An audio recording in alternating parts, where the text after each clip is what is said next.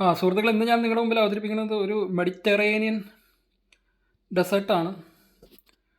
ഇതിന് ബക്ലാവ എന്ന് പറയണം. അപ്പോൾ ഇത് പല വെറൈറ്റി ഉണ്ട്. ഇതിൽ ഗ്രീക്ക് ബക്ലാവ എന്നാണ് ഇതിന് പറയണത്. അപ്പോൾ സാധാ ബക്ലാവ എന്ന് പറഞ്ഞാൽ ചെറുതായിരിക്കും, ഇത് ഗ്രീക്ക് ബക്ലാവയാണ്. അപ്പോൾ ഇതിൽ വരുന്നത് നമ്മുടെ മാവ് വരും. മാവ് ഗോതമ്പ് മാവ് അല്ലെങ്കിൽ മൈദ മാവ് ഉപയോഗിക്കുക. അതിൽ വിനീഗറൊക്കെ ചേർക്കുന്നുണ്ട്.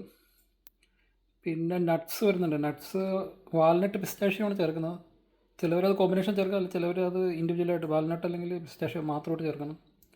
പിന്നെ ബട്ടർ ചേർക്കുന്നുണ്ട്, സിനമൺ ചേർക്കുന്നുണ്ട്, പിന്നെ നമ്മുടെ പഞ്ചസാര, വാനില, ഹണി, ഇതൊക്കെ വെച്ചിട്ടാണ് ഉണ്ടാക്കണം. അപ്പോൾ നല്ല ടേസ്റ്റാണ്. മലയാളികൾക്ക് ഇഷ്ടപ്പെടുന്ന ഒരു ഡെസേർട്ടാണ്. മലയാളികളുടെ ടേസ്റ്റോട് ചേർന്ന് പോകുന്ന ഒരു ഡെസേർട്ടാണ്. അപ്പോൾ എല്ലാവരും ട്രൈ ചെയ്ത് നോക്കുക. മെഡിറ്ററേനിയൻ ഡെസേർട്ടാണത്. അപ്പോൾ റെസിപ്പി വേണ്ടവർ നെറ്റിലൊക്കെ നോക്കുക. യൂട്യൂബിലും ഇഷ്ടം പോലെ കിടപ്പുണ്ട് എങ്ങനെ ഉണ്ടാക്കേണ്ടതെന്ന്. അപ്പോൾ നമ്മുടെ കേരളത്തിൽ അവതരിപ്പിക്കാവുന്നതാണ് മെഡിറ്ററേനിയൻ ഡെസേർട്ട് ഗ്രീക്ക് ബക്ലാവ. എല്ലാവരും ട്രൈ ചെയ്ത് നോക്കുക.